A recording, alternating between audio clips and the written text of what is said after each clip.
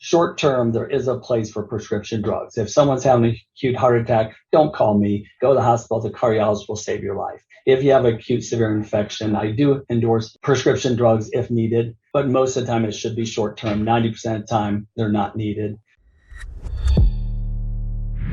All right, so we're here today with Dr. Fetters out of Carmel, Indiana, and we're here to talk a lot about just cancer, the cause, prevention, treatment options that he and his clinic have come to offer the nation in just a really cool way. So we're honored to have you, Dr. Fetters. If you want to just go ahead and give us a little bit about your background, who you are. Yeah, just tell our listeners what you do in Carmel, Indiana. Sure. Well, I practice functional medicine. And I started out as a traditional family physician, and I just progressed to realizing that treating symptoms with drugs was not the answer. So I just progressed into doing holistic health. And just over the years, I just became more and more passionate about it. So my mission is to have a treatment plan for any health condition that does not require prescription drugs. And so that's my main focus, just finding another way. Just your mission. Now, when you say functional medicine, what does that mean to you in your clinic? What does that mean when someone walks in the door? How does that differentiate from, let's say, traditional medicine? Right. So rather than use Band-Aids, rather than, here's my symptom, what will relieve my symptoms, which is usually prescription medicine and allopathic medicine. But in our world, every symptom has a root cause. And we want to deep dive into what is the root cause of these symptoms.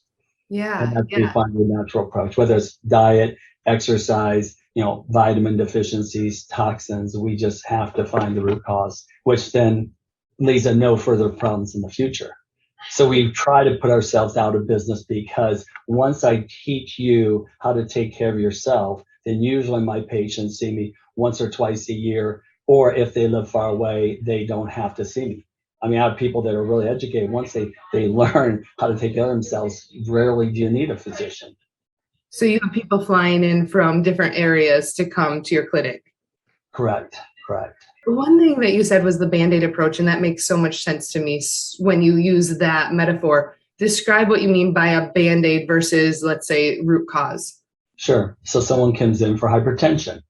Still, the most brilliant minds in traditional medicine will tell you, you have idiopathic hypertension, which you think means we don't know the cause. But in holistic health, it means no, there's not a prescription drug.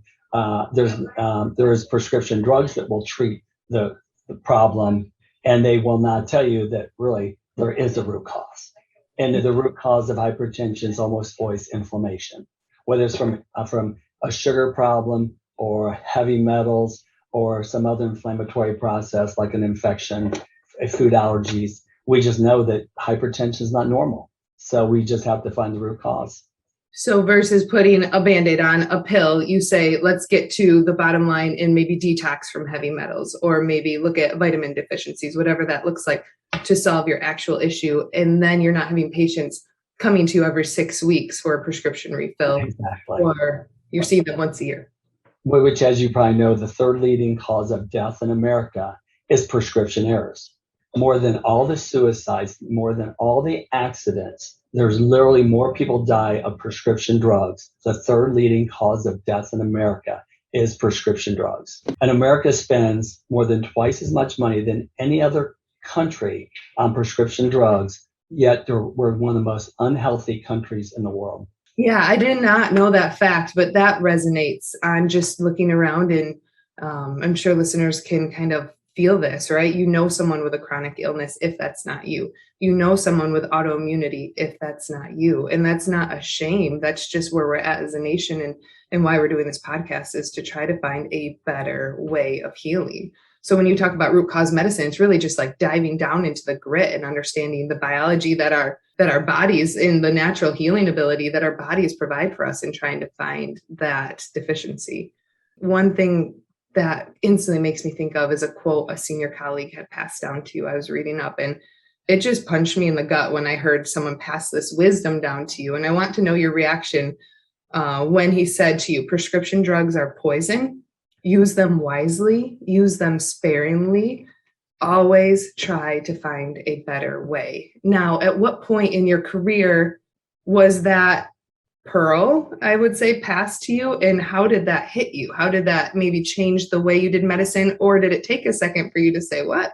That's how I was trained allopathically to treat people.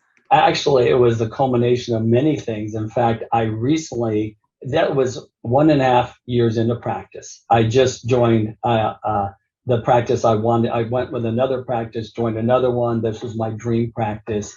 And he was the lead physician that started, and he was the most popular doctor in town. And I had just recently developed inflammatory arthritis. And I realized I was a hypocrite because when my partner said, well, just take naproxen. And my response to him was, why would I take naproxen? I almost killed 2 people last month. Why would I take that? And it took about 1 second before those words left my lips. I realized what a hypocrite I am. Just gave this to a 28-year-old woman with arthritis. Why wouldn't I take it myself? So I already started this path of finding out a problem. And then the senior partner suddenly, unexpectedly decided to retire. So this was his parting words to me. And he was the most popular doctor I ever knew. And it was such a depressing conversation. It's like, everyone loved you. Why are you having this conversation with me? And he goes, I just feel I think I helped a lot of people. I think it's more because I cared. But when I look at all the drugs I used, it's like, I'd like to think I've done more good than harm, but I've done a lot of harm. He goes, I don't know what the answer is, but you need to find it out. But the answer is not these prescription drugs. And then he made that statement. So I was already on the path because I realized I was a hypocrite. I was on the journey to finding what the answer was. And that just kind of culminated in all my decision making at that time. Amazing. I just want to read that one more time for listeners. Prescription drugs are poison. Use them wisely, use them sparingly, and always try to find a better way. And I think that is the call to action, right? Is there a better way? If you're out there listening and you're on for prescriptions, what is the root cause? Are these just Band-Aids to get you feeling normal, but your body's actually still experiencing the symptoms from a biology standpoint? Sure. First of all, I say, as far as prescription drugs, short term, there is a place for prescription drugs. If someone's having an acute heart attack, don't call me. Go to the hospital. The cardiologist will save your life. If you have acute severe infection, I do endorse prescription drugs if needed, but most of the time it should be short term. 90% of the time, they're not needed. And, the physicians out there are doing their best they can. The system is for prescription drugs, and to break out like I did, it's exceedingly expensive. When doctors now graduate with $500,000 worth of debt, trying to go out on your own on a limb without any support system, it's very, very difficult. So your physicians who's treating you allopathically do care about you. They want the best for you, but just the model they're stuck in is a closed box, and it's something that's it's something I couldn't do. And I really appreciate you giving that insight, because we live in this world that promotes these drugs, and a lot of our listeners are on something right now. And again, I just want to state that there is no shame for that. There's a starting place for everybody.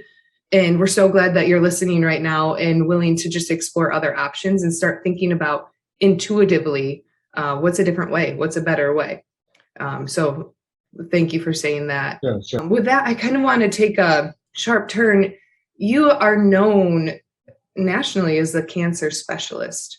People fly to you from different states to seek your help with cancer. And when I think of cancer, it just draws such emotion of hurt and pain that casts out beyond the individual, right? It has such an impact on society and family units, expenses, you name it. Treatment options are just stereotypically known to bring more pain sometimes than healing.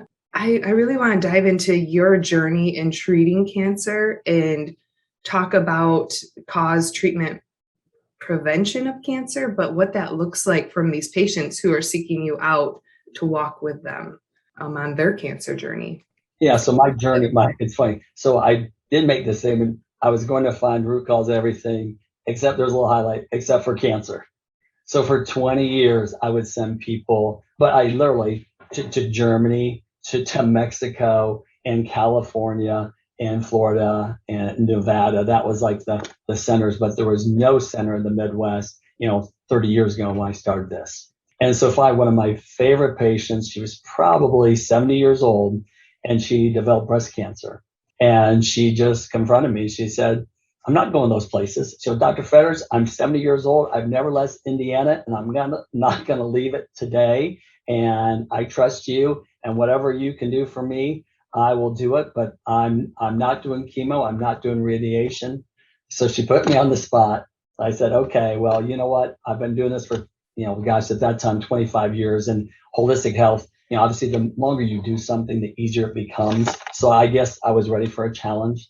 And by the grace of God, the IFM, the Institute of Functional Medicine, had just announced a couple months ago that they had their first worldwide integrative holistic cancer conference in California. And I thought, oh my gosh, this was the opening for me. So I made the call, and they just laughed. They said, Dr. Ferris, we have 1,000 people signed up. It's only room for 700 because it's so important. The fire department agreed that these doctors are going to sit on the steps for 1,000 people because this is so important. So we got these waivers. There's no way. And I said, but I have to come. She says, okay, Betty, any cancellation? It's like, yeah, Betty says, yeah, Dr. So-and-so just canceled. So by a miracle, I got in. I got to go to this conference. The top doctors in the world were lecturing. And also by the grace of God, the guy sitting next to me said, gee, Dwight McKee, who is the keynote speaker, back then, insurance companies do not pay for this. So he had this huge practice. And the way he funded his business was consulting with other doctors like me. So Dwight McKee decided to be my mentor, and I talked to him almost every day. And he allowed me to take the huge step from functional medicine to advanced cancer treatments. And so for, 6 years, he was my mentor. I emailed him all the time, called him, and he was so gracious. And so he and some of the other doctors there just were open books, and they gave me the courage to just keep branching out and doing whatever it takes to fight cancer. What a lucky patient. Yeah. So now she's gosh, in her 80s and as healthy as can be. And it's funny, she, a woman of fashion, and she would be mad at me every time I saw her. Dr. Fetters, I keep having to take it in my clothes. Because of course, when you do to treat cancer, you have to do everything. That includes eat properly. And guess what? When you eat properly and exercise, you achieve your ideal body weight.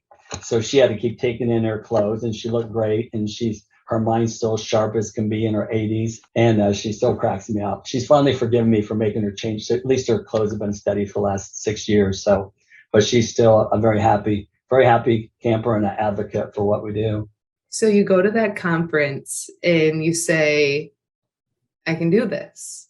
Exactly. And then you open it up to not just breast cancer, but cancer holistically, right? Exactly. Right, because ironically, it's like, well, functional medicine really, when someone starts working for me, it seems daunting, but then we realize there's just a few root causes for all these metabolic diseases. And then that's the first time they start talking about cancer is a metabolic disease, which means the same thing that's causing your hypertension and arthritis can eventually lead to cancer. So really the foundation I already had. It's just adding the tools to more aggressively target the cancer. So it turned out to be literally much less complicated than I thought it was going to be. So this question, speaking of complicated, might sound complex, but someone calls you and says, hey, I want you to take me on as your patient. I have cancer. What does that path look like? I mean, it's hard to really narrow that down because cancer can look and have so many different titles. But is it a similar path for each person? If someone's listening right now, knows someone with cancer, has cancer themselves, and said, hey, I'm going to give this doctor a call, what will that journey start with? Yeah, right. So it is definitely different. Stage 1 and stage 2 cancer is usually more just fundamental functional medicine. It's not that complicated. It's not that expensive. And that's something I feel comfortable going alone with the patients. Stage 3 and stage 4 cancer, which means you have aggressive tumor that's probably going rapidly. I tell people, it's insurance company does not pay for these treatments. So for you to go holistically for advanced cancer, rapidly growing cancer, it's extremely expensive. It's a huge commitment. You would probably be at my center for 6 weeks straight. And oncologists do a good job. In fact, with the new targeted therapies and immunotherapy, they can do a great job. And it has come a long way from the basic chemotherapy that everyone's parents have had. And people all have horror stories of the chemotherapy and radiation from their grandparents that just they went from a healthy person to a no hair and feeling horrible. And that really does not happen anymore. So if cost is a big issue for stage 3 and 4, I say, I definitely can work with oncologists. I can support you as you're doing their treatments. But for the first 1 to 3 months, they can get you into remission. Your insurance covers it. I can help you with your immune system to protect it. Because the problem with traditional treatments are it damages your immune system as well as the cancer. But your immune system can recover up to a point. So after 3 months, if you're in remission, the cancer's been beaten down, then we can just boost the immune system and support you and take over from there. Still don't fire your oncologist because sometimes we need backup and sometimes we have to just keep working together. So there's a big difference between 1 and 2 versus 3 and 4 cancer. And it's nice that there still is a degree of an integrative model. You're still supporting from the stage of a functional medicine. Let's make sure that we're still getting the correct vitamins or food nutrition in to support these treatments as they're occurring. So you still walk alongside the oncologist and that patient, regardless of the stage. But if they're in 1 or 2, what does that look like as a treatment? I say treatment plan. I don't know what you would refer to, treatment outcome. Oh, yeah, so the treatment for just the foundation treatment for all levels, it starts with your emotions and your attitude. More important than anything, you have to be in the parasympathetic, relaxed, emotional state. If you're stuck in the sympathetic fight or flight mode, which many people are in this stressed environment, you cannot heal. So there's many different modalities for us to relieve that stress. But that's number 1. If you are living in fear, none of the treatments are going to work for you. So for our treatments, we have emotion code. I have a naturopath that he is expert emotional code. I have a Reiki master, healing touch. There's even some called Evox that will help that. So emotions is number 1. And obviously just a belief system. A belief system and a higher power gets 99% of people through. And if you have no belief system and a higher power, it really makes it hard. Because if it's all about you, it doesn't work. It's about other people you're here for. Your support system is huge. So we have to make sure that's the foundation. But then other treatments, just basic treatments is, your proper diet, your proper exercise, getting rid of the toxins, getting rid of the infectious processes that people have. And then inexpensive things, more the oxygen therapy. Oxygen kills cancer. That's why IV ozone, IV vitamin C works so well. If they live far away, exercising with oxygen therapy, literally just for anti-aging. I do it. All elite athletes do this. You literally exercise with oxygen concentrator and inhale 100% oxygen while you exercise rather than 20%. Your blood is so super saturated with the oxygen, it's actually killing cancer cells as it's supporting your immune system. Is that something that listeners can do at home? Yes, it's called EWAT. You can companies make it now. You can Google how to make your own EWAT system. It's not expensive, and I'll tell you, I always have. If you spend the money, have your spouse do it, and the spouse come back and say, "Oh my gosh, my memory, my sense of well-being, my mood." In fact, the 2 things everyone can do at home, whether they have cancer or not, is an infrared sauna and get the cheaper ones, the one that your head sticks out. I used to laugh at those, but guess what? You go up to 160, 170 degrees and you feel great. You can still breathe, but you really should not keep the brain too hot. So you're limited to not more than 140 degrees when you're in there. You're sweating, you're claustrophobic, you're inhaling the toxins. The top line ones are $1,100. They last for many years.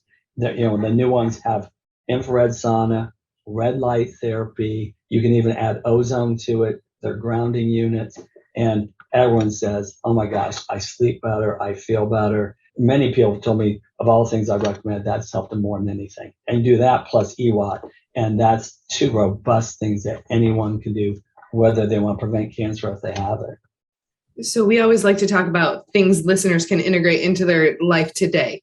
And Those that are is huge. such a huge, yeah, that's such a huge thing that you can give to people listening to this podcast. So you would say EWOK, is it? EWOK? EW, yeah, exercising with oxygen therapy. Exercising with oxygen therapy, and then an infrared sauna. And it doesn't have to be the $5,000 infrared. Right. Well, I prefer the one your head should stick out. They're only the footprints like 3 by 4 feet. So, and it's actually they're like pop-up tents. So if you have to, as long as you dry it off, you can put it under your bed. So they're pretty. There's a lot of competition at market. So there's some mad scientists behind these top 4 companies, and they just every year they come out with new innovations. So it's pretty cool to watch them. So in talking about that, talking about those things that anyone can do, you mentioned that as almost preventative care to chronic illness, is how I interpreted it, at least. What is cancer prevention, in your opinion? If someone's talking to you, maybe there's a genetic history of cancer in their family, maybe there's a predisposition or a fear. What does that look like when you say, walk out the door with these steps and it will help your mind and your body to prevent cancer? Yeah, it's important for people to understand. It's a good point that only 10% of all cancers have anything to do with your genetics. 90% is your environment. So therefore, that's why everyone needs to do what we're talking about, because you don't know. And, in Indiana, whenever I see a person under the age of 30 with cancer, including breast cancer and leukemia, lymphoma, virtually 100% of the time, I go, how close is the closest farm to your house? And they just smile. Yep, the farm goes right against my house. We bought the farmhouse. The farmer moved out. Big Ag's got it. What happens when they spray? Oh, yeah, we can smell the Roundup. We get covered with this spray. So living next to chemical ag, unless it's an organic farm, is one of the best ways to get cancer in America. And unfortunately, I have to tell a lot of people they need to sell their home because it's just not safe to get sprayed by chemical ag because the pesticides are so carcinogenic that where you live does make a big difference. The joke in Indiana is you have to move to the city to be healthy. It used to be you moved out to the farm in the country, but the countryside, unfortunately, in obviously most of the Midwest, it's just not safe to live because of the chemicals that are being sprayed. So where you live is important.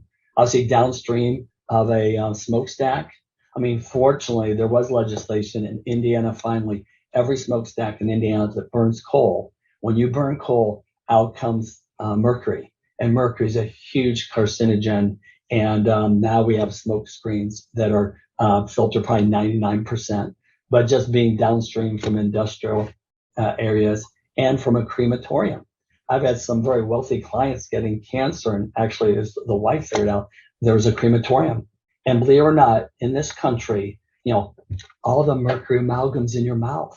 And all they would have to do is spend a little bit of money to have those extracted. But no, when they vaporize these people, that mercury goes straight into the air. The third leading cause of mercury toxicity in this country is actually crematoriums.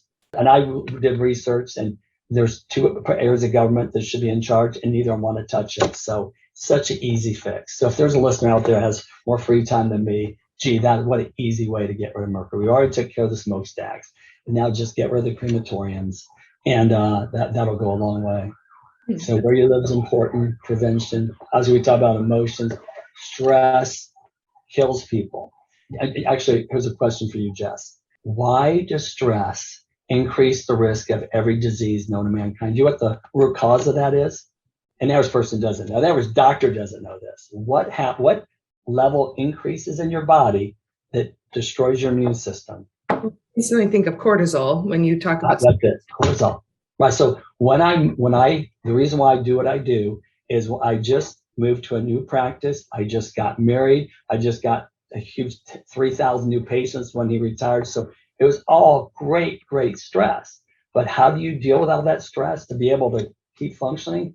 My cortisol levels 2 times normal. So I didn't need much sleep. My brain was sharp, but it only lasts so long. So all that cortisol suppress my immune system, and here comes the germs, which, as you know, we have trillions of germs, and there's always bad with the good. And when the immune system gets weak, the bad germs take over, and that's where most inflammatory arthritis, in fact, most diseases, the root cause actually an infectious process due to high cortisol from prolonged stress.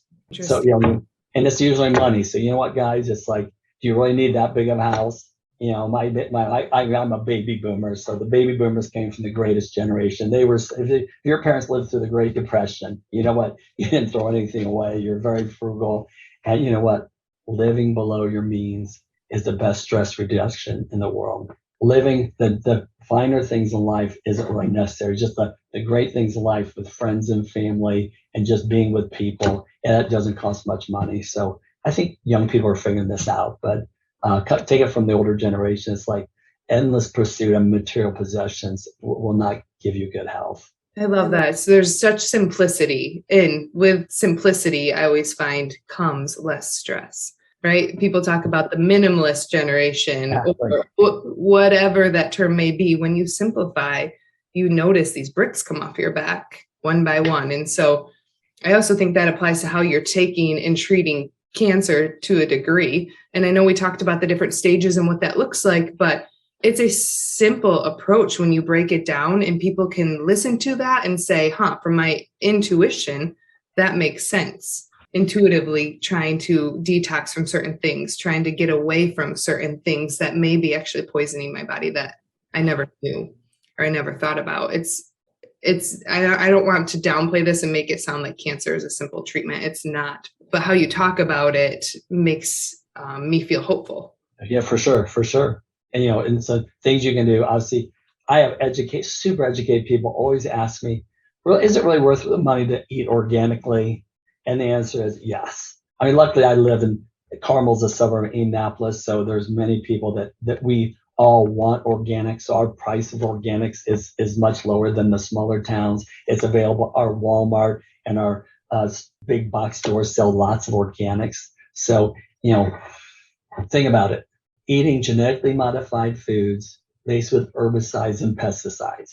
Just before you go any step further, do you really think that's a good idea? And then when I talk to my farmers, when they have to take the courses and the pesticides they use on the farms, they tell you, it's like, don't get this on you, don't get this near you, don't breathe this. But it's going on our food and we're eating it. And I used to think, well, meats, at least the meat is, how much pesticide is going to be sprayed on the cow. No, the problem is most cows in this country eat grains. And what are the grains? Genetically modified, laced with herbicides and pesticides. And that's why everyone pushed the grass-fed meat. So really, you have to be organic. You have to drink filtered water.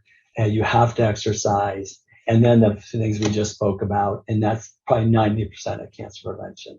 The grain, I just heard a stat, and I can't remember the statistic, but it was high. But when it comes to grain in corn, the percentage of it being Roundup Ready, a Roundup Ready crop, is in the 90%. Right, it is. And in Indiana, most of our crops are for farm animals, so they have a lower bar. But it's like, well, who's eating these cows? Yeah. But I'm sure it's more. It's at least 90% or more. I'm sure. Well, to wrap that up, I guess what I would like to hear is maybe a favorite success story, or a few, if a few come to mind, of someone that came to you with cancer, like the woman who first knocked on your door and said, "I'm not leaving." Figure it out. Do you have any, just success stories of, hey, this is why I do what I do?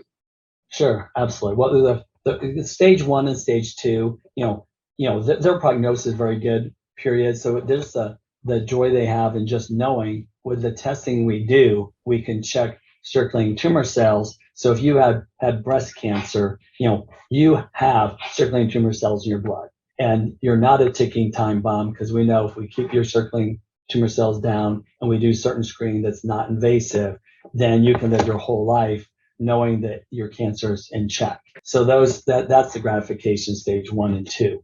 But stage 3 and 4, probably my favorite story is a woman came in. She was from the country, and she had recurrent tongue cancer. She had major reconstructive surgery, made it 10 years after chemo and radiation. Great success story, but it came back on her tongue. It's probably the size of my thumb. And she was told by her ENT that if he was in her shoes, hey, go to Island and just drink alcohol and enjoy my last few months. And that's the end. She was 3 to 4, you said, or 3 or 4? Yeah, he said he thought that she was because it was recurrent tongue cancer and she had some lymph nodes. It was just when you have recurrent oral cancer, usually the prognosis is poor. And so he didn't even want to treat her. So So go to she an came to island. me. Yeah, she came to me. She knew nothing about holistic health, but she had this amazing faith in God and amazing faith in me. And she did everything with her diet, her exercise. She lost 40 pounds. I remember getting ceramic cookware. I mean, she went beyond. I didn't want to push her too fast, but she jumped on this and she found the best cookware, the best foods. And, but the concern was that my treatments and cost was somewhat of an issue. So vitamin C is very powerful. We're doing something called SOT. Everyone now knows what messenger RNA because of COVID vaccine. So, we've been using messenger RNA in cancer for many decades. So SOT, we do a simple blood test, and the scientists can grow out the stem cells that almost everyone has in their blood if they have cancer, and they can look at the genetics of your tumor. They can see what's driving the cancer to replicate, and they can make messenger RNA that does nothing other than tell the cancer to stop replicating. So the side effects is virtually zero. So if I accidentally gave you that, it would do nothing to you because you don't have that genetic cancer. So we were doing that 2 to 3 per year. We were doing IV vitamin C, and just she shot guns a lot, so antimony was high, lead and mercury was high in her body. So she drove, 2 hours to my clinic every week for 2.5 years doing this therapy. We knew it wouldn't work, but there was dendritic cell therapy was just going to be approved, was just approved in America, and it was delayed for a year. So we decided to just keep her alive until we do dendritic cell therapy. And so she was like the first one in the country to have it done because she came 2 hours early because I had 2 patients that were going to have it done, and she was there 2 hours early. And the man who had pancreatic cancer by lunchtime said, I feel it's working. I can feel it. And he was a man that never, the first time I saw the man smile was because he had this. You say dendritic cell therapy. Is that the messenger RNA therapy? Yeah, I'm saying, so SOT is like probably the mainstream of what we do. Just this treatment is just something you do 2 to 3 times a year. Stops. So every time you try and stop a cancer, it starts going a different direction. So every time we do another SOT, designed to see, okay, what's it trying to do now, so that you try and stay ahead of the cancer and just keep hitting it from different directions. But because cancer can go in so many different directions, the more treatments in different directions you do, just like a boxing match, you want to be hitting this tumor in 20 different directions, not just one. You just got to get it beaten down to a pulp so it just can't come back. And that's our goal. So SOT is our single most powerful thing we have. However, you have to do it long term. And if you do everything right, if it's stage 1 or 2, you can go into remission, stay in remission with that. So dendritic cells, which the Germans invented 40 years ago. So everyone has dendritic cells, the white blood cells you have in your body that naturally fight cancer and germs. So everyone's seen on TV a white blood cell engulf a cancer cell or a bacteria and just digest it and spit out the DNA. And the beautiful thing about dendritic cells, they digest the tumor, spit out the DNA, and tells the rest of your immune system, hey, this is something we have to remember. So memory cells, check this out, remember forever. If you see this genetics again, you attack it. So Germans have been doing it for 40 years. So our scientists recently decided, well, that's nice they do that, but the dendritic cells are fighting everything in the body. So our scientists now primed the dendritic cells to your tumor. So that when they grow out 15 million dendritic cells of your own blood, train it to attack your tumor. So they have just different tumor markers from your tumor in the medium. They train it, they ship it back to me, and I give you 15 million dendritic cells IV over 3 to 5 hours, and those cells immediately start attacking and engulfing your tumor. So that's why, with her, so she was upset, but then she called me that night. She said, Dr. Fetters says, like, my tongue, my pain, and she had significant pain in her tongue for all this time, and her pain was gone. She ate a steak for the first time in 10 years, and we just watched that lesion over 4 months just go away, and in 4 months it was gone. And her oral surgeon said it's impossible. He did a biopsy, and the biopsy showed nothing. So that was probably the first time with dendritic cells, and that was my one of the most impressive treatments. Now, all of this from someone who was told, go live on an island, enjoy your last couple months. And it was nice meeting you. Have a good life. Exactly. So that gave me more. And when I heard that, so it's like, you can never tell a patient that. I can't imagine that. So that even gave me more motivation. Okay, we're going to do whatever it takes to make this doctor realize that there's always hope. And there's always hope. And in the beginning of this, we talked about the ripple effect that cancer does have from not just a family unit, but a community. I mean, you name it. It's not just about the individual and coming together, bringing that emotional side, but also bringing the hope that you're going to walk alongside of them. But there's hope in this. It's just such a beautiful picture. That story just represents such a beautiful picture of what treatment of chronic illness is. Something as like complex and awful as cancer can be. Just thank you for sharing that. I really Sure. feel that listeners need to hear that hope. Well, Dr. Fetters, just humbled to have you on, and your role as a cancer specialist is something that I think people need to know about. So where can they reach you? And is there something you can share with them of how to get a hold of you or how to best tackle this if they hear something that was intriguing and want to reach out to your clinic? Sure. So Health and Wellness of Carmel. So our email is hwofc.com, and our phone number is 317-663-7123. And we're on Instagram and Facebook and all under HWOFC.